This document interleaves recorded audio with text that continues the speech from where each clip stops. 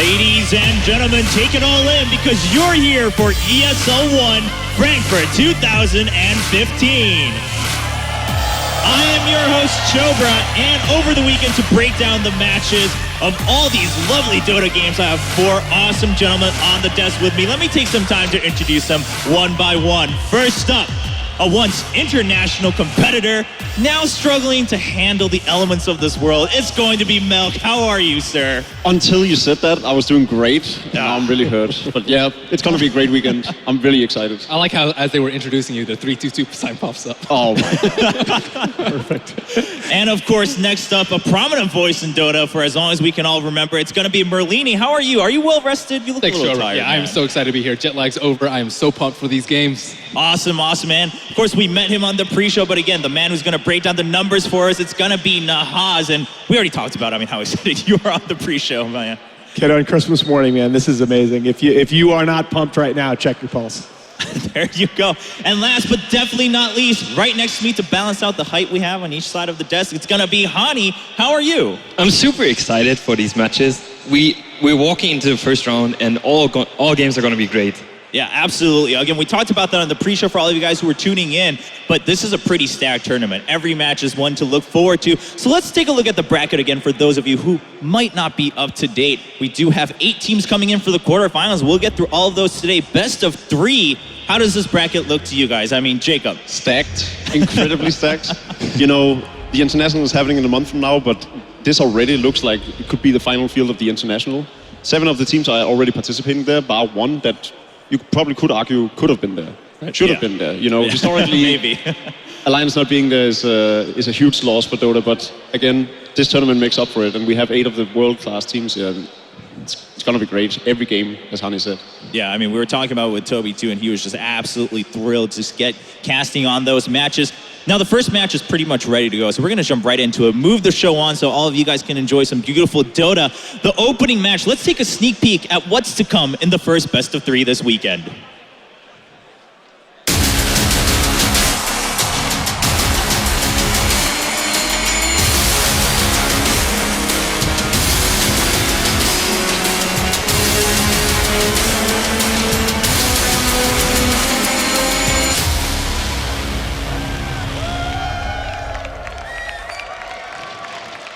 That's right, Virtus.Pro versus Alliance. You can see them on your screen right now getting ready to enter the stadium.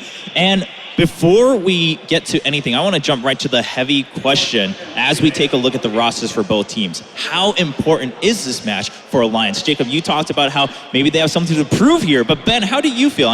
Is this really going to be that important for them? I like Alliance's chances going up into this tournament. When you're the only team that's not invited to TI, everyone's going to pick on you, especially with the seeding bracket. But I think them going up versus VP is pretty good. They didn't actually match up in Dream League last weekend. I was kind of excited for that, but these 2 teams know each other very well. They're from the same region, and I think Alliance has a very good shot.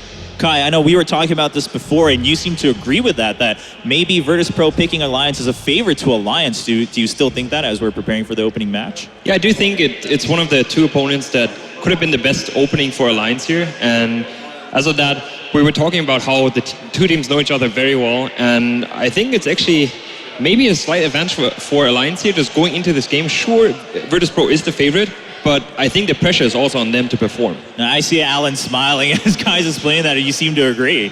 No, I think that's right. These 2 teams have played each other 6 times in the last 2 months, and they're 3-3. Yeah, as we see both teams entering the stadium to kick things off for everyone here. You hear the crowd cheering. That's right, the trophy right there. You have to walk by it before you can get it several times to get through all these matches.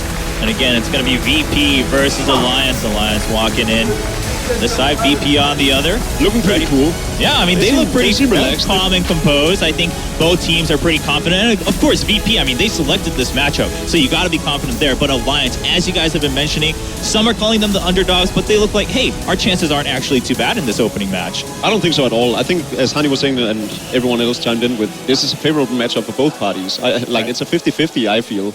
And I think all the teams here might have underestimated what Alliance can actually bring to the table just because of them not being in TI. Right, yeah, and we'll see how much that comes into play. Maybe people really have looked over them a little bit too much coming into this weekend. Now, we're talking about the team matchup, of course, but whenever you talk about any sort of matchup in any competition, there's always going to be that key point and the key players on each team. Who are we to look forward to, Alan, in this matchup between Alliance and VP? So I think the two big players to look at in this matchup are going to be DK Phobos and Admiral Bulldog, and mostly because two offlaners for the teams. These are the two sort of playmakers. They're generally going to be on initiating heroes. Bulldog, of course, famous for his Nature's Prophet, absolutely been dominating competition on that hero recently. But I think the big thing is both are high variance. Alliance, to win this series, needs Admiral Bulldog to win this matchup. Absolutely. I mean, Ben, we talked about this a little bit before when we were preparing, but how about on the other side, DK Phobos? How important is it for VP, for him to perform? Is it going to be that if he performs, they win, or he's so strong that even if he doesn't perform, it's okay? Not that crucial. I mean, when we saw the matchup versus Vici, I think he had an Earthshaker that didn't really have that many big plays, and his team still just absolutely trounced Vici Gaming. So it's good if he does well, but it's not super important, not as reliant as Alliances on Admiral Bulldog. So he's not really pressured too much. His Centaur always delivers, even against 20, 25-minute blink. It's all okay. Yeah, if you look on the other side of the river, it's really Admiral Bulldog that can decide the success of Alliance, not the same way that the Phobos can for Virtus.Pro. So in that regard, they have vastly different outcomes for their teams depending on how they do. You know, Bulldog needs to step up in order for Alliance to pull through a win, and DK Phobos just doesn't have the same pressure on him. I mean, so this highlight we're talking about, these two players, it's more the pressure on Bulldog. Can he outperform Phobos and the rest of VP to carry that victory for Alliance? Now on the side of VP then, Kai, I want to ask you, who else are we looking at? I mean, if DK Phobos can just kind of play things a little bit naturally and maybe he can play a little lax, who else is going to be the important factor here? I would say God's performance as well as Lil's performance, especially Lil. If you look at him, he has been playing very, very stellar throughout the past games, and Lil needs to he just needs to be on par with his previous performances. And if he can't, you never know how much can his team back him up. Yeah. And of course on Alliance, I mean, you always got to talk about Ake when it comes to Alliance for one reason or another. He's always going to come up. But what are your thoughts? What are you guys? I mean, after watching the seeding bracket and the qualifiers coming in, how is Ake doing these days for Alliance? Here you go, right? There are 4 players that have 600 or more career wins in Pro Dota 2. We have 3 of the 4 here this weekend, and Ake just hit that mark. So just an amazing career accomplishment. Incredibly handsome, yes. I think one thing Ben and I talked about earlier when we were backstage was the fact that they've been playing a lot of the less rec on the support. Yeah. And I think that might have been a mistake in terms of the meta. You know, it's something we prefer to see on the middle lane, played by Pika instead, maybe. And then, you know, Ake's main strengths, Chen and Enchantress, these are 2 heroes that I would love to see Alliance bring out. I mean, support Lashraki is more an artifact. As the meta is evolved, if you're going to have a hero that's going to be consistently first picked, they almost have to be able to fill multiple roles. Yeah. So I think support Lashraki is one of those things you have to do every so often to keep opponents honest.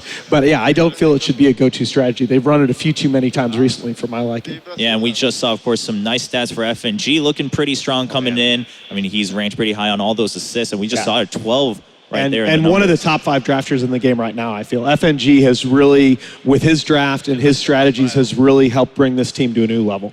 Well, you know, as we keep talking about all the players on VP, what I'm getting from you guys is, I mean, VP looking really strong and absolutely prepared, but then how are we still looking at Alliance's chances going in? Well, let's talk about instead of the individual players, we should talk about VP's overall style for a minute, because one of the things I really admire about them, they've changed their play style so much from last patch into this one. They used to be a late game team in the last patch. They were 13-1 in 60+ minute matches with wins over EG, Secret, with wins over a lot of top teams, Empire, right? In this patch, they have really changed up, and they focus on the early game now. I was looking at this the other day. They have a median match time of this patch of over 40 minutes, but they get almost 40% of their kills between 10 and 20 minutes. They are really looking to get aggressive early and often. Yeah, kicking things off a little bit strong for them in the current patch. Well, before the game started, of course, we have a ton of fans here, and we saw them cheering mostly for Team Secret as they were walking in during the pre-show. But I'm sure we have fans for both teams in the opening match right now. So first up, I think Zoe's out there in the stands to tell us what the fans are expecting in this opening match. Thank you so much, Shobra. Yeah, I'm sitting here between fans, and I got myself some fitting fans for the first match. You guys are cheering for Alliance, is that correct? Yes. Right. Are you from Sweden, or are you just general Alliance fans? Sweden. You traveled all the way here today or yesterday? Yesterday. Yesterday. Okay, you're a man. You're like a word, man, kind of thing. Let's see how it looks over there. So you three are together here, right? Is that correct? Where do you know each other from? We've been playing Dota, and yeah, that's pretty much it. That's it. Well, that's where everyone here knows each other from, right? We're playing Dota.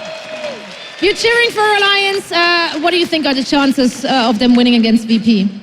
I want them to win the tournament and come number 1, and Secret can come number 2. Okay, so you're also cheering for Secret? Yeah. You did it again, of course. And for all those good insights you gave me, I will give you this G2A gift card, which you can share with your lovely friends here. And yeah, let's see what more fans have to say. All right, thank you very much, Zoe. Now, of course, on the other side, we got to balance it out a little bit. Teams are saying, well, we want Alliance to rise back to the top and be that number 1 after this tournament. But on the other side, Sean, do we have any fans cheering for Virtus.Pro? Chobrama, good man, I do. I am joined by a man who's traveled from not so far. Florian, where did you come from today, sir? I came from Schweinfurt. Schweinfurt, sounds good, sir. Now, the important question is, you've said you're into which team? Virtus.Pro. Very good team. Now, why particularly Virtus.Pro? Because of the polar bear strategy. Polar bear strategy, we love that, we love that. Now, what's your prediction for today's match? I think the polar bear will win 3 games in a row, and that's all.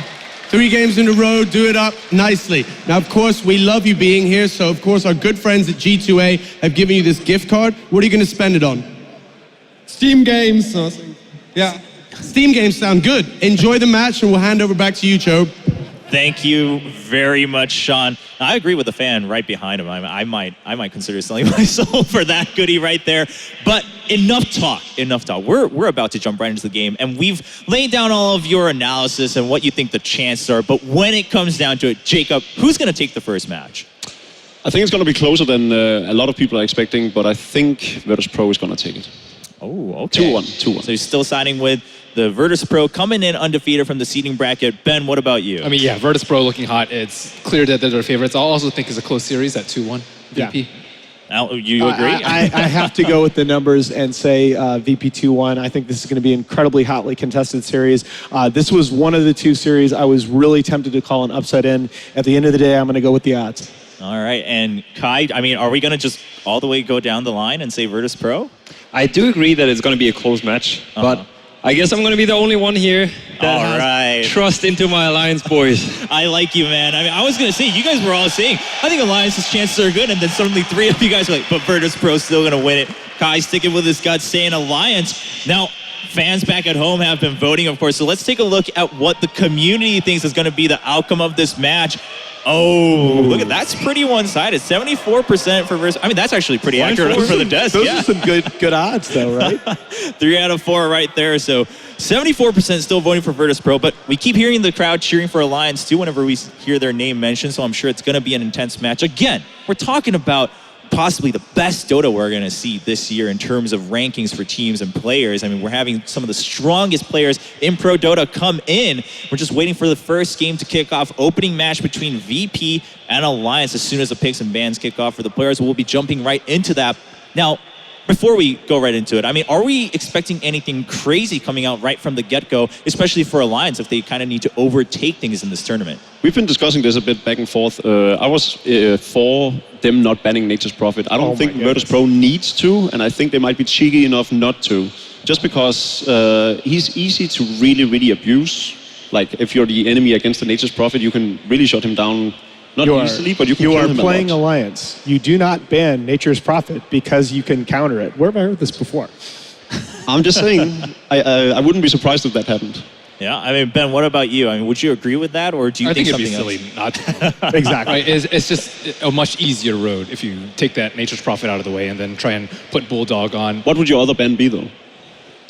Anything else? Any of the other heroes? Could be Wisp. Well, the thing is, I'm personally more bothered by his Broodmother as of late than the Nature's Prophet, and that is one of the reasons for why I think they might. It got handled in the seeding bracket, I would say, decently easily, and Broodmother wasn't that big of a plague overall. But some of their biggest wins of Alliance the past month has been on the back of that Broodmother. But their easiest wins has been with Nature's Prophet. That's why they were big wins. Exactly. It's a toss-up. We'll see. I'm just saying I wouldn't be surprised. And at the same time, when people talk about Bulldog's Nature's Prophet, a lot of teams are talking about Bulldog's Nature's Prophet last year.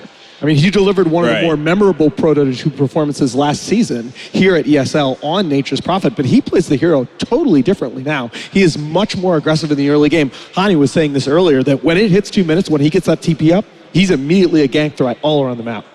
Yeah, so I mean, would you agree that this is kind of a debate between taking a risk that maybe pays off and better odds, or are you going to go the safer route if you're a Virtus.Pro? I do think for Virtus.Pro banning out the Nature's Prophet is kind of a key factor, just because it's not just the individual play by Bulldog, but how the hero synergizes with the rest of the team. Right. They work really well around that hero. Their team play is phenomenal when they pick that hero, and therefore I do believe that they would ban it. Yeah, I mean, again, that's kind of the hard thing to predict picks and bans before they kick off is the synergy between all these different heroes and even the players, right, their styles. You have to take all of that into account. But we did highlight Bulldog and his Nature's Prophet in the head-to-head. That's clearly a very important part for Alliance. So we'll see how Virtus.Pro has prepared against it. Jacob still seems to think that maybe you can leave it open and play against it, but most of you guys are telling me that, no, just shut it out, just get rid of it completely off the board, and then start from a clean slate. Now, if you start from a clean slate, is it just that much easier for Virtus.Pro to just pick what they want and go with their game, play on their pace? I think so. I mean, we all expect them, Alliance, not to give Virtus.Pro Queen of Pain. I think that would be a crucial mistake to make. Assuming they do give them Queen of Pain, again, Nature's Prophet would be even easier to handle. But really, I think Virtus.Pro can just pick a lot more diverse heroes than Alliance can allow themselves to, simply because of playstyles.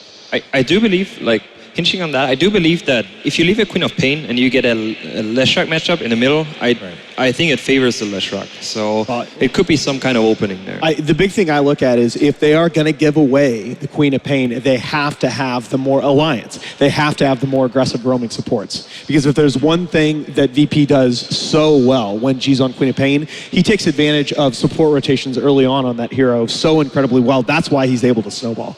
Yeah, I mean, there we go. Again, we're talking about kind of different angles. Of course, sounds like Virtus.Pro, I mean, that's why they rose to the top in the seeding brackets. They had a little bit more depth than the other teams coming in terms of preparation, but we don't want to put too much weight on the seeding matches. They were best of one, and now we're in a best of three format where after the first game, anything could change. Both teams are nearly ready to jump into picks and bans, so hold tight with us, everyone, as we prepare the opening match of ESL One here, VP versus Alliance. Now, if Alliance, maybe by, for whatever chance they lose out in this best of three, they're out of this tournament, they're not going to TI, what does that mean for the team?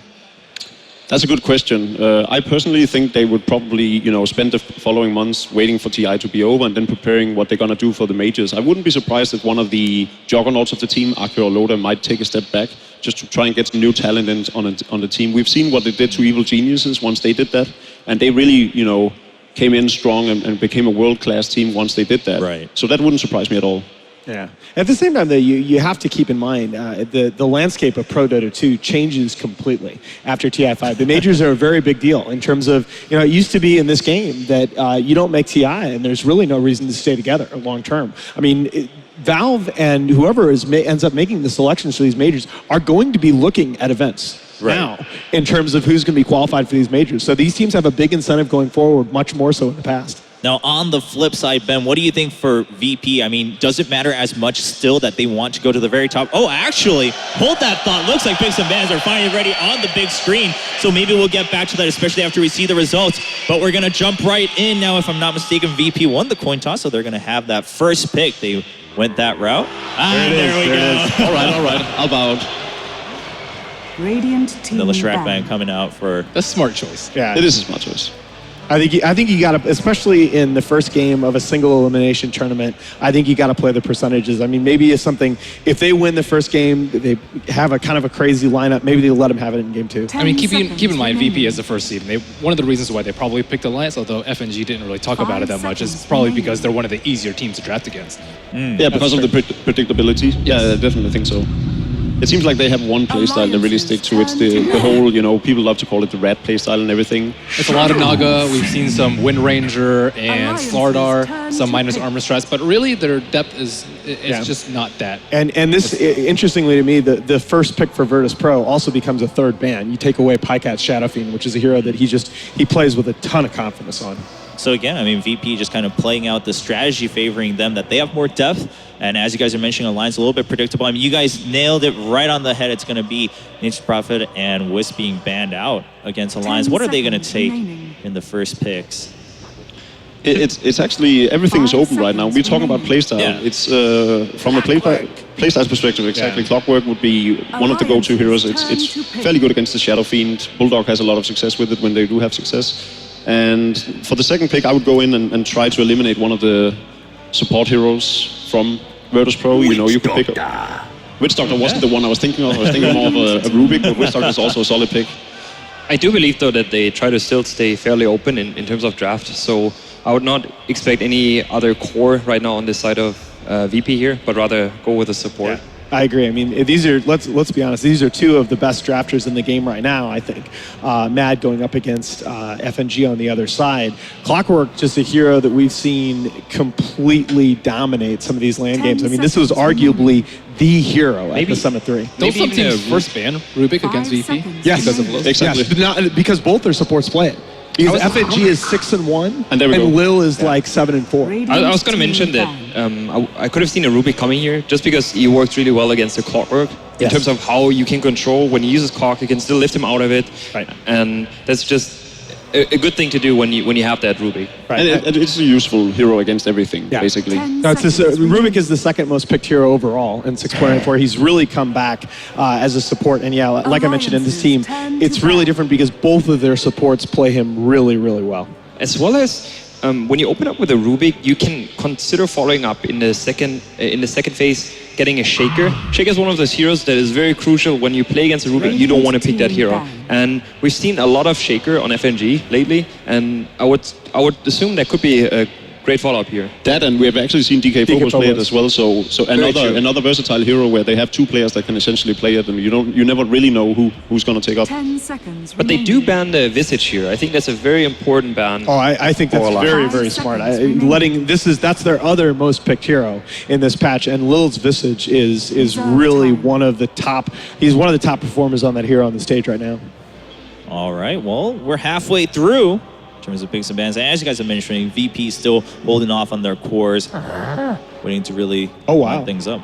Alliances turn to ban. What do you guys think about that? Not too surprising. If you think of you know, the go-to wins that Alliance has, it's a lot on the back of a Phantom Lancer or an Naga Siren. So Keep of the Light, obviously really good with Phantom Lancer. I mean, I would Spirit as well. I would prefer to ban, I think, the Phantom Lancer over the Keeper of the Light. I haven't necessarily seen... Not if you're trying to get the Phantom Lancer yourself, though. Oh, yeah, maybe that's what it is, right? I mean, if you ban out the Phantom Lancer, it's a little bit blatant. You also shut that out from your side. Well, or if you're trying to Broodmother. But would you say that Phantom Lancer is like a standout pick to you for Illidan? Yeah, exactly. For both sides. Yeah, for both sides. Yeah. But But definitely Illidan. I actually have really liked. I've really liked Illidan's Weaver recently, as well as, of course, his Slark. If that gets picked, Yeah, I had Slark in my oh head my as well. gosh, his Slark is stupid. Alliance's last ban was sort of a no-brainer, as we were talking about the Earthshaker, and of course the Visage coming into that. So they're really just playing the stats right now. Yep. Right now the question is, what do you want to give away next? Do you want to close your support combo? Do you want to pick a mid hero or your carry? Would you say on the side of Alliance, what is more essential here? I would think if you want the Naga as Alliance, you probably have to take her in this phase, because I think that's probably going to be the 5th ban out of VP.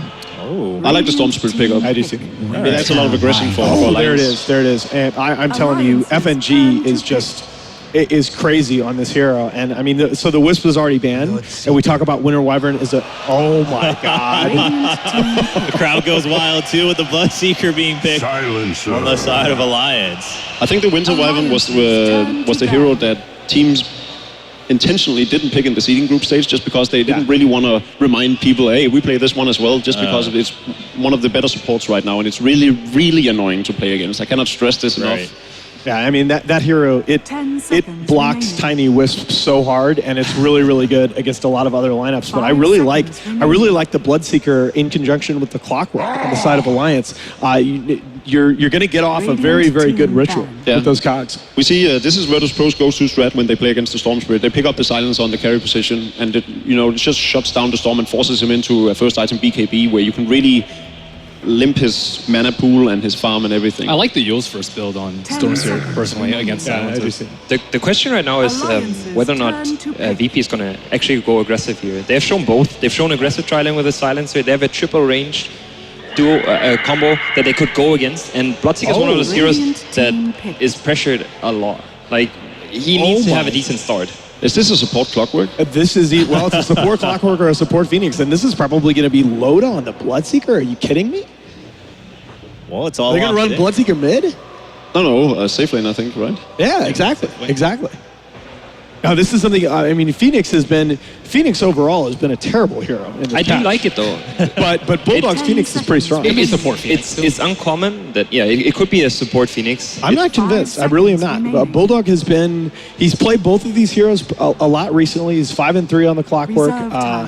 But do you really feel like the Clockwork gets more out of farm in this situation than the Phoenix? I have tested the Clockwork as a support. I do think it can work. Yeah. And I feel like Phoenix is the better hero with levels as an offlaner. Exactly. Sure, you get the hookshot in, which is still a great tool, but if you combine those heroes where once you get the hookshot on a Clockwork, if it's support or not, you don't need the farm on that hero. VP have 4 ranged heroes right now. You have to get that level 11 egg up. The question that comes to mind, would it have been better to pick a different offlaner than the Phoenix? Oh, there it is. This is something we didn't at all touch upon. The fact that this is Tosca the went hero of the through month. ban phase. Yeah, I mean, we were talking about it before the show started. You guys were all talking about, Toss VP going with the toss, but now it went all the way through to the very last pick, and VP said, well, it's still there, might as well pick it up. So we have the lineups, and we're still having some question about Alliance. I mean, exactly where are they going to put that Phoenix and the Clockwork? How are they going to swap it out? But on the side of Virtus.Pro, we didn't get a full chance to review it. But we're going to find out as we jump into the game. So, ladies and gentlemen, opening match of ESL One Frankfurt is about to kick off between VP and Alliance. So take it away, boys, on the stage.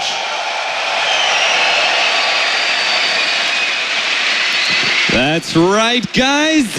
Super excited for this ESL One Frankfurt 2015.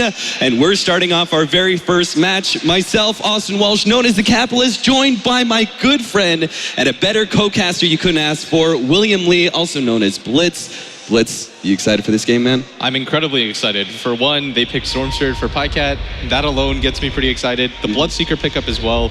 I think both of these lineups, you're going to see a lot of action early. I think both teams kind of picked into each other in some ways, and so I feel like we're going to have a good game. At the very least, I feel like it's going to be kill heavy. I feel like, especially since it doesn't look like we're going to be seeing any action early here, I want to talk to your thoughts on these pickups. First of all, the Bloodseeker, very interesting one. We've seen some success out of the Bloodseeker just recently. Alliance specifically, though, the last time they ran Bloodseeker, it didn't actually work out so well for them. It was in the TI qualifiers, the one time that they've run it, and it was a loss. What do you think about Bloodseeker in this meta? I actually feel like, especially for this game, it's going to be incredibly strong because more than the synergy with the Clockwork, I feel like it has incredible synergy with the Phoenix.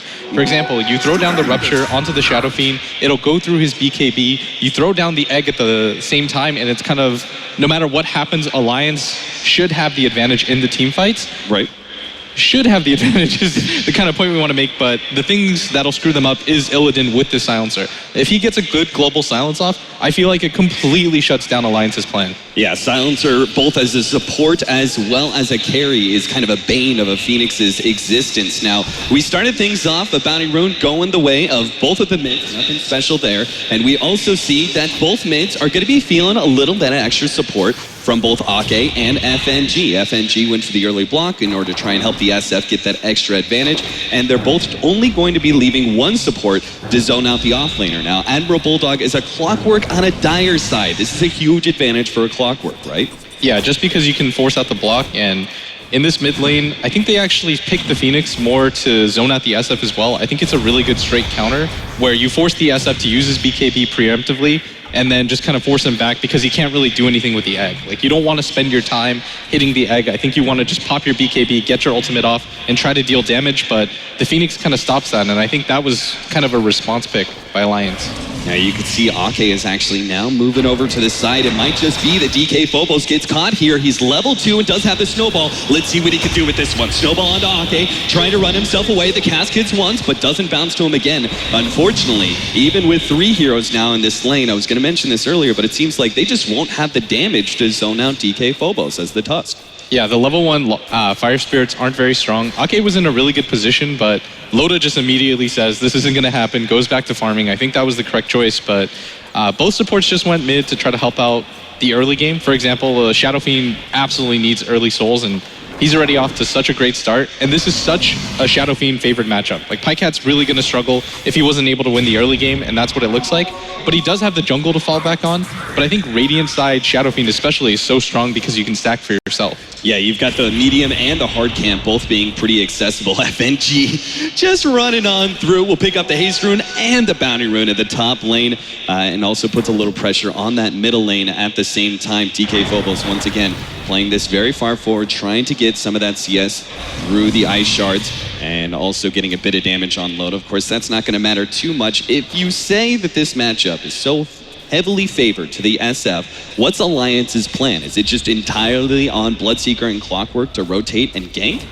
I think at some point what you should do is the Bloodseeker goes to the jungle, both supports rotate, and Pycat also just goes to the jungle and tries to look for pickoff opportunities, because if you initiate with the Storm Spirit, it's still really strong against the Silencer. It's just when you try to initiate anywhere else on the map and you give time for the global silence to be set up, then things get a little bit tricky. Right, we see DK Phobos headed back to base. He does have his boots as well as the stout shield, so again, just looking to regen up. Does he try and gank pre-level 6 though? The Tusk is one of those few offlaners who can actually pull that off, right? I feel like he should just go to the mid lane and try to attempt something. He's got boots, G's got level 2 raise. I think what he should do is wait for G to get level 5, so he gets the level 3 raise off. You get 2 raises off and you should be able to kill the Storm Spirit, and he's actually spotted by this ward, so there should be no attempt coming anymore, as he just kind of sees the scenario. And the reason he does that is because the lane is pushing in right now. There isn't a really good opportunity, and Pycat should be safe from this. Yeah, Pycat push back once again. The 4-minute rune is coming up, but it looks like DK Phobos. He's planning on sitting on that top rune to be able to secure it, and you could already see where bottom FNG is doing something similar here. So total rune control being opted here for Alliance both times now, both the 2nd and 4th minute rune. You could see already some stacking going on. Ake stacking up that hard camp, as we mentioned. The Storm Spirit wants to be able to utilize that one. Meanwhile, DK Phobos, so he found himself a regen, but obviously wants to pass it off to G, also known as God. Yeah, and he's doing such a good job right now with the Shadow Fiend in the mid lane, and he hasn't even hit up the jungle yet, and I think that's one of the strongest sides of the Radiant side Shadow Fiend. Like, he's actually just going to go steal this stack, and this is pretty big for Pycat because he's already losing this lane. He's going to lose this stack as well, and Phobos is actually going to get some experience off of this, and that's a pretty big... I mean, it's only a 2-stack, but at the same time, if you're a Storm Spirit, you need every little bit that you can. Yeah, and even just the added factor of like FNG then rotating into the middle lane, even though it was like 2 CS, he still managed to pick up the full experience for that one while the 2 cores were away. So that felt like just a very well-crafted maneuver by VP. Just one of those small things you can do in the laning phase. Obviously, we still have yet to see our first blood, which is a bit surprising, but it primarily comes down to the fact that both the offlaners feel pretty comfortable positioning themselves very aggressively. You can see Admiral Bulldog is doing so right now. He's sitting at half HP, but doesn't look like FNG is really going to be able to catch him out. Yeah, he doesn't have the angle on him, and Bulldog's just trying to waste time, but the downside to both the offlane heroes right now is that they can't really go to the jungle, and so they have to kind of static these lanes to at least get their level 6. One thing I am a little bit concerned about for VP's lineup is the Silencer. Once the Clockwork hits level 6, I think he's really susceptible to ganks because you can't go to the jungle. Like, what Loda will do is give up his lane when he hits a decent amount of farm, like you see him right now, and he's just going to give the lane to Mad because the Phoenix needs levels. And so I think VP are going to struggle to do the same. So what they should do is FNG soaks up mid, G just goes to the jungle, farms out the jungle as fast as he can with raises, and just give one of your supports solo XP, because right now it's going to be really difficult for the Silencer to go anywhere but a lane. Right, so what do they do with the Silencer item-wise in that case? If it's going to be a big threat of the Clockwork, you also have Bloodseeker with quite the nice single target lockdown, as well as the Storm Spirit. Feels like a lot of pressure is going to be put on the Silencer, who's rather squishy. Where does he go with that? Does he just try and stat build up as much as possible and create himself a nice tanky early game hero? Does he try and go 4-staff for some added mobility? Doesn't feel strong versus the Bloodseeker, but it may help against the Clockwork. The problem with the Silencer core right now is that it counters the Phoenix really well, and atop, Pycat actually is going to make a move. This should be first blood. Yeah, quite easily. DK Phobos, he knows he is very, very dead. And Pycat walking away with the first blood. You can hear the crowd. They love it. He absolutely needed that, because if you look at the CS alone, That's fantastic. You got first blood, but at the same time, G's already at 60 CS at 6 minutes. He's almost getting 10 a minute. 3 times the CS of this poor Storm Spirit. And a lot of it comes back down to that simple maneuver where they took away the jungle. Now PyCat's left with just single pulls to be able to try and utilize. Yeah, and so you notice they did do what we talked about. FNG has rotated to this mid lane, and Bulldog, I mean, this is a hero that needs a lane, and so PyCat's just going to farm out the jungle, but this is going to be more efficient for the Shadow Fiend, and so Alliance, they're going to have to start getting active once... Or DK Phobos, he's going to be caught out again here. The Snowball will save him for the time being, but the silence is already laid out preemptively, and Phobo even runs forward to make sure he's hit by that silence, but Loda is now pushed back by Lil. This is the biggest situation. Oh, Loda actually dropping quite low there, but the Ice Shards. If he had actually got an entrampment there, that could have been an easy kill for VP, but unfortunately, DK Phobos just slightly off the mark. Yeah, and even G rotated up there to try to get a kill. But... middle lane, now FNG's going to be caught. Admiral Bulldog wanted to join in on this one. PyCat has very little mana left, but he's going to commit it to go for the kill on FNG. Now the Cogs push back onto Illidan. He still got off the silence here on PyCat. Admiral Bulldog with a TP away, but PyCat, he's completely stranded at this point. He's hoping to be able to deny himself to the hard camp, but can he actually pull it off? The jump way over the cliff, he's good. Oh, the supports are coming in for the side. FNG, one race, is it going to be enough? He got it. PyCat couldn't get to the hard camp fast enough, and God will walk away with the kill, even if it costs them quite amount of time. And if you're FNG, you're so happy that that just happened. You forced 2 rotations, you made the Storm die, and Storm's a hero that if you're behind in CS, you have to get kills, and you have to get away. You can't trade 1 for 1. You need your hero to snowball off of kills as much as you can, and right now it's G, the one doing that, as he gets a solo kill on the Storm Spirit, and he just continues to snowball. He's got 68 CS, a kill on the Storm Spirit by himself, and it doesn't look like he's stopping anytime soon. So what's the build for this game? Do you try and go for the early stats of SNY? How often is this BKB? Like, what timing are we looking for? I think going for the BKB first is okay. I would actually prefer to go for something like, maybe even the mech would be okay. Mm-hmm. Yeah, and it actually looks like he's going to opt to go for the mech, yeah. And I think this is a good idea because Alliance don't have enough burst damage to take him down. Because typically that's the counter to the SF mech, right? Is that you just burst him down before he can do anything, and he can't really efficiently use it. But with the way this game is going, and having a silencer as your 1 position, you have to snowball as hard as you can. You can see Alliance feel that pressure because they want the gank on middle. Already taken out FNG, and look where God is. He's stuck on the side, and Bulldog, he couldn't get it! Oh no, the battery assault didn't stop him, and that's success for VP. That was a lot committed, and all they got was a kill on FNG, and maybe a tower here. Loda trade off the head. Hits, he almost goes down, but Buddha Respiration will keep him alive. Maybe the snowball almost catching up DK Phobos. Can't get there just yet, and now he's in the middle of 5 heroes. DK Phobos will fall. Here comes the rest of VP, though. Looking to be able to slow down Admiral Bulldog. He's got double slows on him for now. But it doesn't look like they're going to be able to catch up. Admiral Bulldog will just TP away, and the rest of VP will not be able to find a kill. TP's out on all sides of Alliance, and they do get themselves away, even if they couldn't claim that tower. The one downside, as you saw to VP's lineup, is their only real initiation is that snowball. They don't really have a lot of follow-up, and so I think the correct idea for VP is to try to 5-man as early as you can. Just get a stat item early on for Illidan. I think even something like a Rod of Atos before anyone on Alliance can get a BKB is probably the right idea here, because you want a long-range initiation, and actually the Atos is really good for that in the early game. Sure. And the Vit Booster obviously will help you out quite a bit in survivability against these single target oriented heroes like the Clockwork, Bloodseeker, and Storm Spirit. Here comes that snowball. Admiral Bulldog throws out the cogs, but the snowball runs right through it. And DK Phobos and FNG will pick up another kill, and this also means FNG almost has his level 6.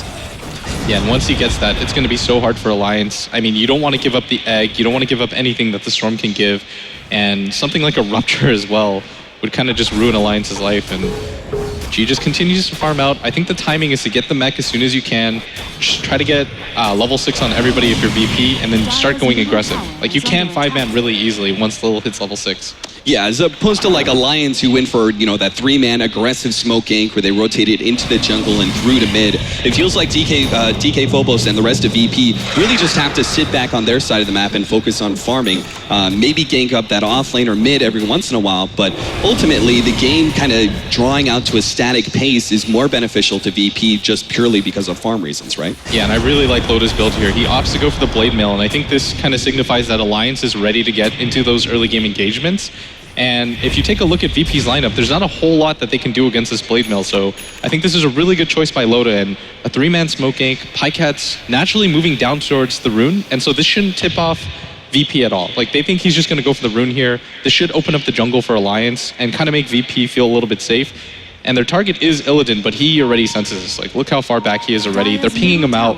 This is going to be a pretty significant dive, though, if they want to go for this. It's quite dangerous to go for this kind of... They already see him with the rocket, but this is dangerous to try and make this sort of dive. Mad is looking to lead the charge here. Dives in. They're going to TP out, though. Illidan's going to be able to get ahead of any of these. Disable hook shot!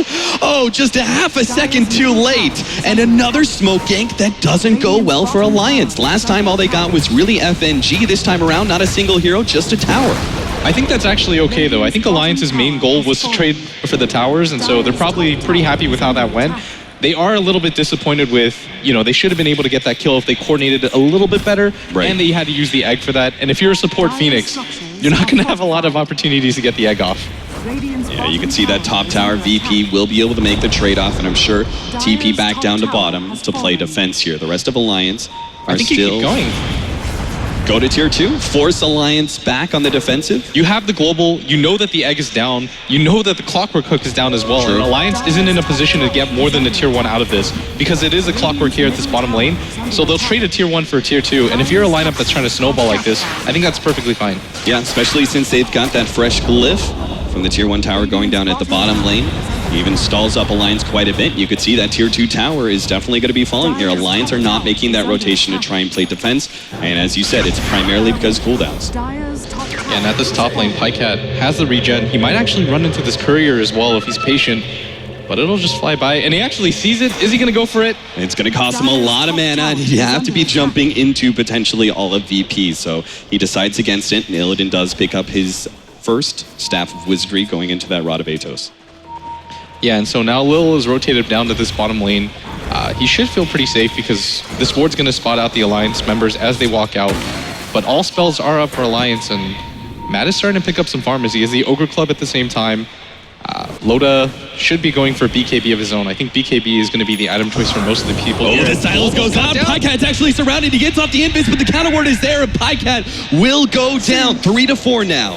Still in the favor, at least in kills, to Alliance, but you look at that net worth and experience, and it is definitely VP's favor. Yeah, and it's just because they can actually have heroes outside the map. Alliance do have good ward vision, and it looks like they're going to go for it. Going to come in for a big egg, but he already gets telekinesis up, maybe? No, he gets off the egg in time before the stuns come in. Now the egg's going to be focused, but the rest of Alliance are in a good position to win this fight. God is already down. Pykat barely survives through that one. What a Winter's Curse from Lil! He might just turn this fight. There goes the death ward. Okay, letting it go. There's no stuns to be able to stop him. He's going to be able to die here from DK Phobos, but at least he gets out some damage. The problem is the rest of Alliance are already down, and Loda is the only one who survives. It looks like a TP out will be successful, but what a turnaround there from VP with the egg already laid out and the SF down. It looked like Alliance were looking good to be able to win that fight, but Lil with just a beautiful Winter's Curse, most notably catching the Storm Spirit. It was the Winter's Curse, and it was also G's sacrifice. He says to himself, okay, I'm probably going to die in this fight. What can I do? Just go for the egg all out. If we can kill the egg, then my team, no matter what, will have the advantage. They know that the Storm is down during that time as well. Just a beautiful fight by them is... I mean, that was just so well played by VP. That was self-sacrifice at its best from a team. God, well, he's got sacrifice to spare. Look at him, he's still top of the net. We're 7,600 over Loda, who hasn't quite hit that 7K marker. And obviously this gives Illidan some time. He's got 5.8. Usually silencers, they don't really have a good way as a carry to be able to pick up a lot of farm unless you're just fighting a bunch and happen to be picking up kills. This is why we occasionally see Midas on a silencer, but because he's feeling early pressure, Rod of Atos is preferable here.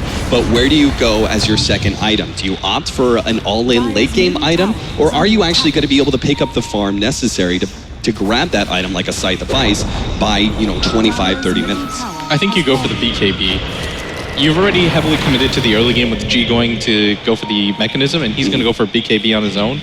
And so the late game might actually even favor Alliance here, as It depends on what PyCat opts to go for. I think he should start to realize in these fights that maybe BKB is the option because he is going to struggle against the Global Silence. But the Winter's Curse is there as well. And so if he goes for the BKB, it's kind of like a damned if you do, damned if you don't. If you go for the BKB, then the Winter's Curse hits you and it makes it null. But if you don't go for the BKB, then the Global Silence or the Rubik Lift is there to kill you just as fast. So Virtus.Pro, once they finish up their BKB on both G as well as potentially Illidan, then they're going to have a huge increase of power in team fights, and then they could probably just go for a lot of 5-manning, right? Look to take to the tier 2s at that point, but that's still for another at least 5 to 10 minutes.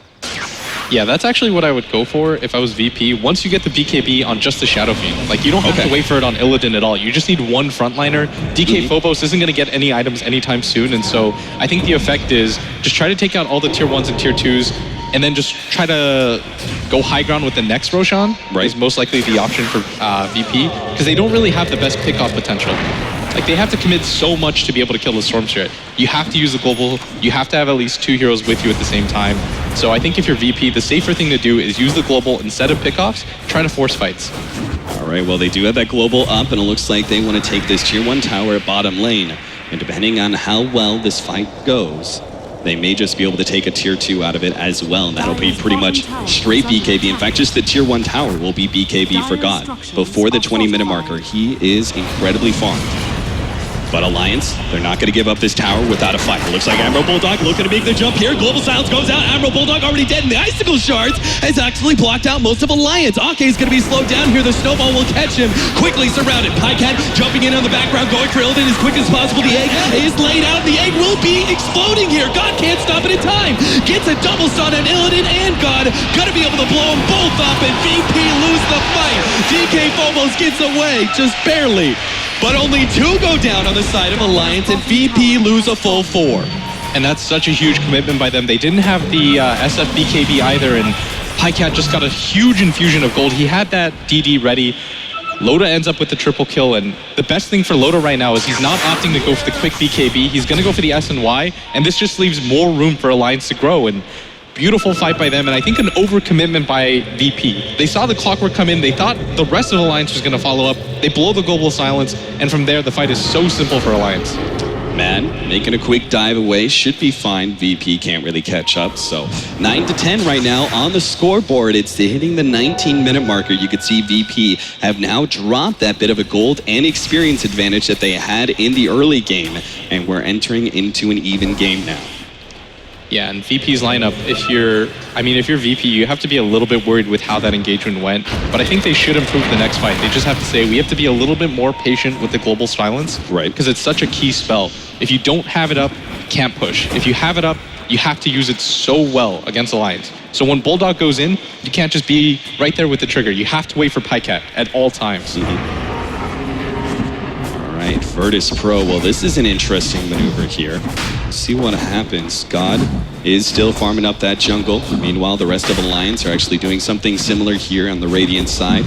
Got Loda now building into that BKB. It looks like Alliance may have some sort of idea what's going on. Yeah, they're going to fire the Clockwork Rocket in, and yep, there it is. They know Roshan's up now. And looks like they want to contest. Yeah, but they may be a little bit too late here. Roshan already down to 2.5K. And it looks like, unless Matt and PyCat manage to make some sort of dive in, this should be a Roshan going into their favor. God's already picked up the Aegis. Alliance deciding against the fight for now. Despite the fact that the Aegis is picked up, they could potentially still go for a fight like that, based on the fact that just close in on the Roshan pick could be a good fight for Alliance, especially with the Phoenix. But they decide a little bit more conservatively. They've already won one fight and brought it back to an even game. No need to push it. If you're Alliance here, you're just waiting for fights like that again, where they overcommit with the Global Silence, and then you have more room to grow. If you notice what Alliance are doing right now, they're fanning across the map. They realize they don't want to fight into the Shadow Fiend Aegis just yet, and you notice PyCat's just power farming right now for that Bloodstone. The rest of the lineup as well is doing the same. Loda's just going to go for that BKB before this next engagement, and that's all that matters for Alliance right now. Right. Fight for the big fight. You don't have to get into skirmishes for your towers. Your towers are essentially just lives for you. Alliance start grouping up as 3, but it looks like they're just going to play defense around the tier 3 tower. Sure enough, the tier 2 does go down. Now, Virtus.Pro, actually, let's go back to the Phoenix real quickly. He picked up an Ogre Club, almost has a straight BKB. A lot of times against Silencers, we see Yules picked up instead. What do you think about the difference of opinion here from Mad going for the more expensive BKB? I think if he goes for the BKB, it wouldn't be... I think he actually needs it, because you're up against a Rubik, you're up against the Silencer as well. The Silencer especially just destroys your hero. Like, yeah. No matter what happens in the fight, you have to get the Supernova off, and so I think this is a really smart decision by Mad, and I think it's an even better decision by Alliance to try to give him a little bit of farm and VP once again. Oh no, that's Rocket! It spotted out VP, it looks like, as they smoked up. I believe that landed just before the smoke popped. But we'll see what VP are able to do with this anyway. Want to bring up another notable item pickup. DK Phobos actually now has a Blink Dagger. This is really critical for VP now being able to get better initiations, but also counter initiations. A Blink Dagger and a toss means that you can blink in and save your allies with Snowball, especially when you've got so much single target focus from Alliance. That could be big. I'm almost certain the play is wait for the Phoenix to use his egg and then just hop into the bunker with into the Snowball and save your teammates. I don't know how feasible that's going to be, but that'd be kind of cool to see, and G's going to beat around this mid tower. He does have the double damage rune, and I don't think Alliance want to fight this as the DD's up. Like, that's plus 200 damage. Like, there's no way you approach that. They didn't go for the last tier 2 fight, and that wasn't a double damage SF, so it looks like they're going to give it up again. Virtus.Pro just bringing that gold lead back up into their favor, slowly but surely through towers. That is all outer towers now down for Alliance, and VP are actually now going to poke uphill with his double damage. As it fades, they will back themselves away. Looks like they're not going to go uphill just yet. You said wait on second Roshan and potentially the next item from the Silencer. What about God? He's got 3.5k. I think going for a Butterfly is probably a really good option. You just need to be able to take out the egg as fast as possible once you BKB. So the Butterfly is an alright option. Even going for something like... I'm not actually sure. I think the last time I saw him build a Silver Edge, but I don't think that would help him at all this game. Yeah. So I think a Butterfly is the item. Yeah, especially like the evasion obviously being pretty critical against a hero like Bloodseeker, whose right clicks are kind of dangerous, especially once he has his own BKB. Oh, okay. Yeah. That's an option. I think if you go for the Manta, you have high ground potential. If you go for the Scotty, you're probably a little bit better in fights. Right. Oh, here comes another big item. It's a support item, but Lil almost has that Glimmer Cape, and I think most people know the power of Winter Wyvern. When you have a Glimmer Cape, that means you're able to throw out that Cold Embrace, defend them from physical damage, and then throw the Glimmer Cape to defend them from magic damage as well. It's pretty insane. Yeah, and Bulldog setting up at top. G's about to lose that Aegis, though, so they have to be a little bit worried, and Alliance are just trying to stall out as long as they can, maybe even giving up this tower if they have to, but VP don't want to hard commit for this, because if they lose this fight, that's just another 2 minutes that you give Alliance to farm, maybe even longer, and then from there, Alliance can go for the Roshan fight. Yeah, it looks like that Aegis takedown timer is cutting it a little bit close for VP, so they don't want to be too far forward inside the enemy base when that Aegis does go down, so they back themselves away, just continuing to farm up, and they've got so much control right now. Alliance are pretty much stuck inside of their base for the time being. You could even see God, that middle lane and bottom lane are both pushing out, but God just cuts that middle lane in half, and someone I'm sure is going to be farming up bottom next. And they have to be this worried, Cap, because if the Storm Chariot goes down, he opted to go for the Bloodstone first. He has to get as many charges as he can in the next fight to be able to do anything, and you don't want to get picked off before the fight happens. He doesn't have buyback. He does have the 8 Bloodstone charges, so he'll respawn at a reasonable time, but you don't want to immediately use it getting picked off. Right. So I think if you're Pycat, I think you have to be the one to split push, because Bulldog's actually playing the Clockwork role. He's not really a farmer. Like, he's still only level 9 at 25 minutes into the game. There goes that Aegis. Gets popped, and the ultimate orb being picked up. So Scotty or Manta, you said one or the other. You want to try and back that up. A solid choice. Is it Scotty here and just going all stats? Well, okay, there's our answer. Scotty. Ultimate orb being picked up, so just raw stats out from our SF. Yeah, and Pycat, what I like from Alliance right there is that they timed out the Aegis, obviously, and so they go for the immediate smoke as the Aegis fades, but unable to find anything, and they're just going to go tail between their legs, go back to the base, try to defend up. Pycat is in vision right now, but nobody is close to him from VP. And it looks like they just want to kind of be around that area.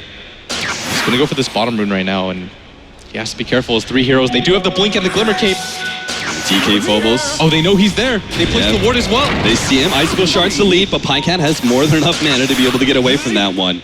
It had to be a blink-in punch in order to lead that one out, and unfortunately VP not getting quite close enough to be able to lead that one. And we just go right back to farming, which VP, I mean, they've got a plan here. We've got BKB coming up on the Silencer, Scotty soon on the Shadow Fiend. This is VP getting a gigantic economic advantage, it feels like, on just their 2 cores. Like, overall, the lead is not that significant for Virtus.Pro, but both the SF and Silencer are out-farming their counterparts pretty heavily. For me, what's important, though, is the XP is nearly 0, and even with the significant tower lead and the Roshan, Alliance are still only behind by 3k gold. Like, 3k gold is easily doable. You're going to get this top tower and cut that in half, and all the BKBs are flying in now. Loda has one for the next fight, Mad has one as well, and if you're VP, I think you're actually kind of hesitant to go in without the Aegis. And I think if you're Alliance, even fighting at the Rosh pit might not be a bad idea, because you do have a Storm with Bloodstone charges, he can come back in. Loda has a BKB as well. There's not a whole lot of physical damage because most of VP opted to actually play incredibly defensively. Like, there's a BKB on both their cores. A mech's gonna go on the SF. He doesn't actually have too much damage for them to have to worry about. Now, because both teams have actually run through most of their early smokes, there's only 1 or 2 left here. It seems like we're not going to come down to pickoffs, but actually a full team fight. Now, what does VP need to do? What kind of initiation do they need to make in order to win that fight? And same goes for Alliance. I think if you're Alliance, you just have to jump on them. Right. And if you're VP, you can't let your Silencer get initiated on, because what'll happen is you'll most likely panic hit the global silence button, and Alliance just have to disengage or pop their own BKBs, and they can get into a really good fight. Right. Whatever they do, Matt has to get a perfect egg off for them to win this fight. Like, they're not too far behind, but if a really bad egg happens, then I feel like Alliance just loses fight in the top. This is what I'm talking about. The initiation does happen, but Illidan does have a save. Snowball already going out. Winter's Curse laid down onto Loda. The global silence, there it goes. It goes out now as they fight up against Emerald Bulldog, but Loda's trying to right-click him down. There goes the egg, but God and Illidan are going to turn, take that one out, and Loda already at half HP. He's trying to go for the kill to support, but PyCat takes it instead. He doesn't get that regeneration. Now Lil drops a bit low, but PyCat just jumps out, unable to make that commitment. A 1-for-3 exchange to the favor of VP. Is that enough for them to be able to push uphill within this next 50 seconds? Definitely. At the very least, you force the buybacks, and I mean, if you're VP, you're going to be so satisfied when you realize that the Bloodseeker doesn't have one. The lane is decently pushed in. There's not a whole lot that Alliance can do about this, and they did go for the smart play. They went for Illidan, but the rest of the team wasn't there, and I think they got just a little bit too overeager. They didn't have the damage to bring him down, and Alliance, now with 3 heroes dead and only the Rubik dead on the side of VP, they have a lot of options here. They could even go for the Roshan immediately after this, and it's going to be hard-pressed for Alliance to stop the next push. All right, leading uphill, 15 seconds until the Bloodseeker is back up. We know there is no buyback, but VP, we're hoping to be able to force it out. Now they're going to make the jump here. PyCat grabs onto God. PyCat jumping to the side to dodge some of the incoming damage. The Glimmer Cape does help God. And the hook shot in. He's going to be able to lock 2 inside those cogs. That's a good initiation from Emerald Bulldog. The laser goes out. Illidan dropping low. The Winter's Curse and the save is there. The snowball, sure enough, goes off. Now the ultimate from God. Already taken out Emerald Bulldog. The Phoenix goes down as well. But Loda sees a lot of squishy heroes. He cleans up one. Goes now. God is low, but Illidan doesn't want to try and fight it. Monster, Loda. He's trying to back himself away. Phobos dropping low, telekinesis, and Loda's going to be caught here. VP win the fight yet again. I really thought they would be able to turn on to God because he was half HP, but they decide against it, and sure enough, Loda couldn't get out in time. Now VP going uphill once again. Yeah, and with both the BKBs down, I thought that was definitely going to be their fight to take. Alliance realized that's the best opportunity for them. They don't have global, and PyCat's just trying to buy a little bit of time. Yeah, he's just doing the ball lightning throw out to try and get a little bit of damage, but God just doesn't care. He's going to keep on steamrolling through these buildings, and Alliance will lose their first lane of racks, it seems. Alliance now jumping in. God actually dropping quite low. Winter's Curse gets laid out, catches two. Snowball as well to save the SF. They're going to come out soon on top of Admiral Bulldog inside of the cogs. But God is still able to turn and fight a little bit, but he ends up going down. Now DK Phobos trying to get out. The explosion of the SF brought Pycat low, but not enough for Phobos to turn this one. Will be just chased away. 3 go down on the side of VP, and Alliance hold for the time being. They kept their melee racks alive, and that's the critical one. They have to go for the Roshan right now. There's no time. The next fight, if you give up another Roshan to the Shadow Fiend, VP are just going to steamroll your base. And I feel like Alliance, even if you don't feel like you have the damage, I think it has to be your goal right now, because if you give up the Aegis, I think this game just ends. But if you take the Aegis, maybe you force VP to be a little bit more hesitant, and the Aegis will pretty much cancel out the need for BKB on Pycat. Because the Global Silence, you can just die, revive, it'll be useful with full mana, and I think this is the play. Like, even if you think VP will contest you, they only have 3 heroes up. You don't really have the damage, yeah, but this is still the correct play by Alliance right now. Yeah, fortunately, Blood Rage is going to help him out a bit in taking down Roshan, and it seems like VP are not moving over to contest. Taking a look at some upcoming items here. We've got a Blink Dagger now on Lil. He's already gotten off some really good Winter's Curses. I love the last wearing where he put it on a creep just to be able to control both Admiral Bulldog as well as Pycat. Pycat especially, when he jumps into that Winter's Curse, he's instantly disabled. It was such a critical play from Lil to be able to save that team fight. So now with the Blink Dagger up, it's going to add even more to the next team fight. He can sit a lot farther back and not have to worry about his positioning as much. And something I really want to highlight, Cap, is that DK Phobos has been on point this entire game. Yes. 4-3-9, a completely acceptable score, but what he's been doing to save his team with the snowballs and prolonging the fights as long as possible for Virtus.Pro has been absolutely amazing. Yeah, you almost feel like you got to give prompts for DK Phobos and playing some excellent support plays. It seems like his task has actually been most critical in these fights when he's making those saving snowballs rather than trying to offensively initiate it. Yeah, and I think that's the right idea, because VP have built up enough of a farm lead that all you have to do is protect your cores from instantly getting initiated on. Right. And now G opts to go for the Eagle Song, and I think this is the right idea. You just need to kill the egg as fast as possible.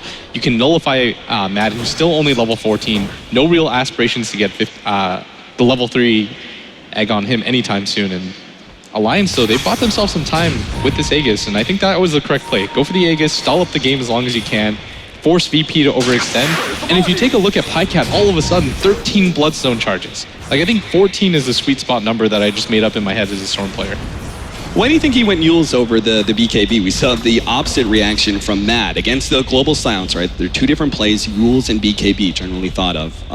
Why do you think we see Yules on the Storm Spirit, despite the fact he actually is getting quite a large number of Bloodstone charges and has some good mana regen? I think that's a really easy choice. Like, you need some, a little bit more than what the BKB will provide. Like, you get more mana regen out of the Yule Scepter. You've got 10 intelligence. The 40 move speed actually means a lot to the Storm Spirit. And the cooldown on the Yules is so low that I think that he can just continue to fight even if the Global Silence is down. And so I think it's a smart choice. It allows him to snowball a little bit more in this game than the BKB would. Like, the BKB just kind of sets you at neutral, whereas the Yule Scepter allows you to snowball a little bit more. And Pycat with this DD rune, I think the correct play right now is to try to go for a pickoff, and at top, they are rotating a lot of heroes in, but he should be able to spot this and just get out. Yeah, mass TPs go out, and they will end up... Oh, Illidan actually popped his BKB there. That's unfortunate. Another charge down. I guess he thought there was going to be greater initiation from Alliance, and there actually was. Trade a Rupture for a BKB charge. Take that every single day. Absolutely. Another thing I want to go back to with that Yule Scepter, you know, we don't really actually have a whole lot of disables on the side of VP outside of that Global Silence. We've got Telekinesis and everything DK Phobos brings. Oh, this chicken? Oh, that chicken barely getting away. Pycat actually wants to go for it, but God says, hello, you want my chicken? Come get it. Let's play some chicken, darling. There goes the Aegis, and now they might just catch him a second time. The ultimate goes off a little bit too early. Waller's Punch goes up, and Pycat is down 2 in a row. And wow, I think he should have at least popped the DD if he was going to go for that. And once you see the first attempt not happen, I think Pycat just has to get out of there. But I think he got a little bit too overzealous, and he's like, okay, this is pretty much tower gold for my team. I have the Aegis. They're probably not 5-manning, but he has to anticipate this from VP. Because all VP have to do is hold the line, not get picked off. And this is how you play against a Storm to frustrate him. Stick together at all times, have each other's backs, and they're just right there to get the turnaround, and they've got the Global Silence up as well. Pycat instantly respawns from the Bloodstone, though. All right, so we got some new items here coming in for Alliance. They lost Pycat, but they are going to be picking up Ashivas quite soon from Mad, and we do have that fresh BKB out from Admiral Bulldog as start. Ake is trying to build into that Aghanim Scepter, and we know what a big upgrade that can be. Unfortunately, he's only halfway there. Yeah, and he's going to go for the Bracer build. Like, he originally went for the Bracer build thinking that this game was over. He's like, I need as much HP as I possibly can, but now he's opting to go for the Aghanim Scepter, and this is the correct choice. Just play for the late game if you're Alliance. And Matt is actually the one going for the split push, and if you notice, they're just trying to stall out as long as they can. Force 1 or 2 heroes back, reset the game, and like I talked about, if you're playing against a Storm Spirit with a Bloodstone, just don't let him snowball. You're 5-manning at all times, or you're 4-1-ing. And so that means Alliance can go for a little bit of split push as long as they don't send a hero that's really important. Right. Like sending Mad there is the perfect choice because if you send Loda there or Pycat even, then it's worth it to just 3-man and all in for that kill. Yeah. And as you can see, VP are not willing to make that much of a defense. They're trying to pick him off. Loda ends up getting caught here. The snowball, locking him in place. They do have the Scotty on him, so even the BKB is not going to be enough to save him, and they're right outside the VP base. They're going to force Alliance into a buyback. Yeah, and he's absolutely going to have to go for this if he wants this Rax to live. And I don't even know if this is a good fight for them. The Global Silence is still up by Illidan, and G just beating away at that Rax with that Butterfly. I don't really know how Alliance is going to fight this. Pycat does have buyback. Oh, there goes Oakshot, jump in on Illidan. They're going to try and take him out first with a blade mail, but already Day goes down, and God just keeps on focusing it. There's no stopping it. He now pops the ultimate, gets laid out. The damage reduction is going to help out quite a bit. Admiral Bulldog and Ake both end up falling. Pycat and Loda are still going to try and take this fight, though. FNG being the first target. Zip away from Pycat, away from that Walrus Punch, but God just keeps on freaking down that melee Rax. Now a snowball to be able to save him. They right-click down Loda nice and quick. He's not getting anywhere. Pycat gets silenced up, and he goes down as well. Even Matt getting caught after the dive. Pycat coming back with a buyback, trying to take on God, but he's just too damn big. Pycat now has to go all the way back to the fountain, and VP will not lose hardly anything for that fight.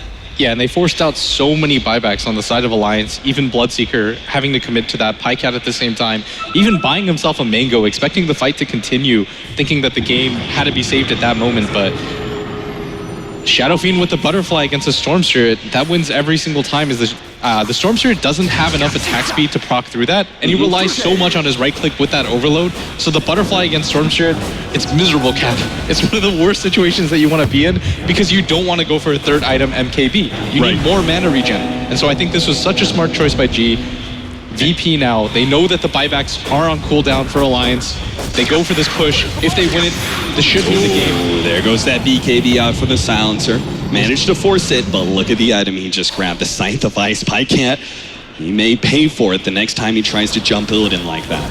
That means that Eul Scepter does nothing now. Yep. And so the BKB might have been the better option, but I don't think he expected that fight to go the way it did, and he has to be so careful rolling in because if he gets caught out by the Hex, I think he just goes down immediately.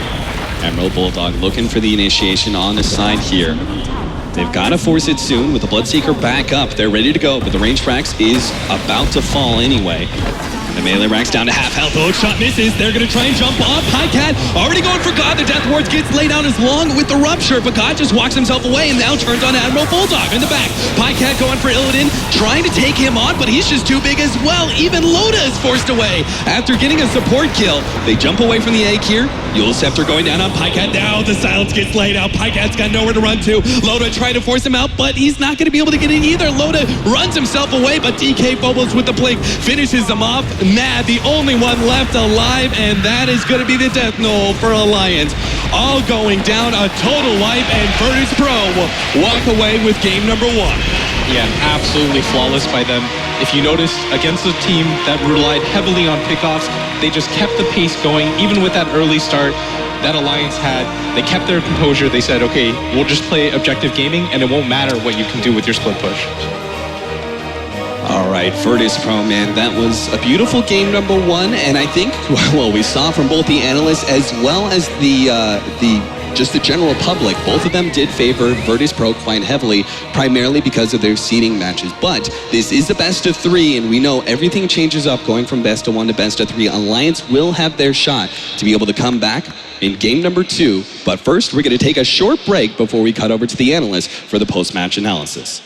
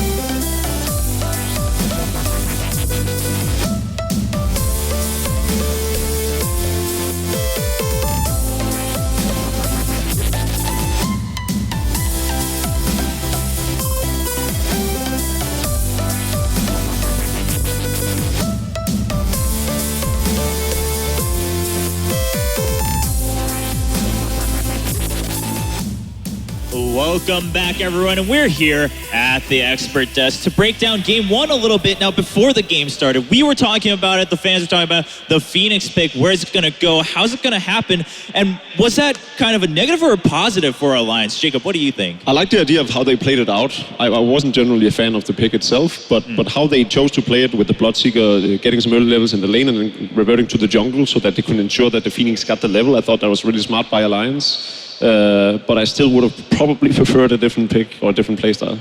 Oh, right on. Alan, what do you think? Well, I mean, I think we highlighted the matchup between the two offlaners in the pregame discussion, and I really think that in large part is what it came down to, that Alliance drafted a lineup where they really needed to play very, very well around that egg. You have 4 ranged heroes on the side of VP. You really needed Admiral Bulldog to be hitting those cogs, be hitting those hook shots. And it was DK Phobos with the Tusk pick. I mean, Tusk, the most successful Pro Dota 2 hero this month, 34-17 record now in pro matches this month. And he was just able to completely disrupt the teamfight rhythm of Alliance. Right on. Well, we do have a couple of replays to go through, and as we were watching backstage, I mean, a couple of key moments for sure. I'm sure everyone who watched the game would agree. But that first, we're going to see a team fight come up. And Ben, break it down for us a little bit here. So this was actually the team fight that Alliance won, and they had a really sick egg. This was actually a surprising fight to me because VP actually had vision on the high ground a little bit to the left, as highlighted. And Admiral Bulldog gets a pretty decent hook shot, but they trade his life for Global Silence, which is, I think, a little bit better for Alliance. And then Alliance actually manages to clean up everybody in the fight. Yeah, I mean, Alliance is going to turn around right around here as VP just jumps in, and then Alliance all gathering around. And Kai, I mean, despite Alliance having a couple of these wins, I mean, they won a couple of the other fights too going forward, but VP continuing to stay ahead in the levels and in the gold, and obviously just playing the game on their pace. I do believe, though, the crucial factor was the positioning of the egg in these team fights. We've seen, that was a good example of why Alliance could win that team fight, is because we've seen that the 2 cores on the side of VP, the Shadow Fiend as well as Silencer, immediately focus the egg. And if it wasn't a target, usually the team fight for Alliance happened to be very good, but that was one case. It just wasn't the case throughout this series. That, and he hit the spirits on the targets that he needed to before flying in and landing the egg. Very and that play, that's very crucial because, you know, it's attacks landing on the egg. So if you don't have any attack speed to land those attacks with, then you're never going to be able to kill the egg. And I thought that was as crucial as the fact that he did egg in a very good position. Yeah, that's what we were talking about when we were watching the first fight we saw before this one, around 14 minutes in mid. The egg just wasn't in position, and we didn't see that go in. But this is going to be kind of where everything goes down as VP was pushing up that top side. I mean, you really have to commend the support play from VP. Between the Glimmer Cape, the Cold Embrace, I mean, the BKB usage, they really couldn't focus down a target at all. And generally, when you're playing against a Silencer, you want to kill him before Global, but that's simply not possible against VP's lineup. But this is exactly what we talked about going into the game. How annoying Winter Wyvern is to play against. They simply couldn't focus down the Silencer, and then on top of that, the snowball play from DK Phobos, absolutely amazing to save the Silencer. They do manage to kill him, but look at the cost of it. They lose 2 heroes, and now Loda's going to go down as well, so... Yeah, just no escape, and so much disengage as we were discussing backstage on the side of VP.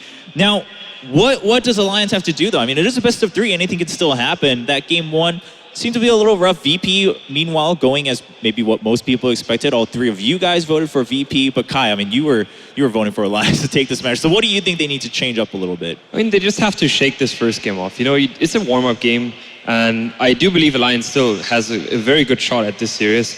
One thing is, a question to me is whether or not you want to consider banning a Silencer a bit earlier. I feel like Virtus.Pro just gets too comfortable right now onto that hero. They've gotten it even as a last pick. Possibly because Alliance forgot, you know.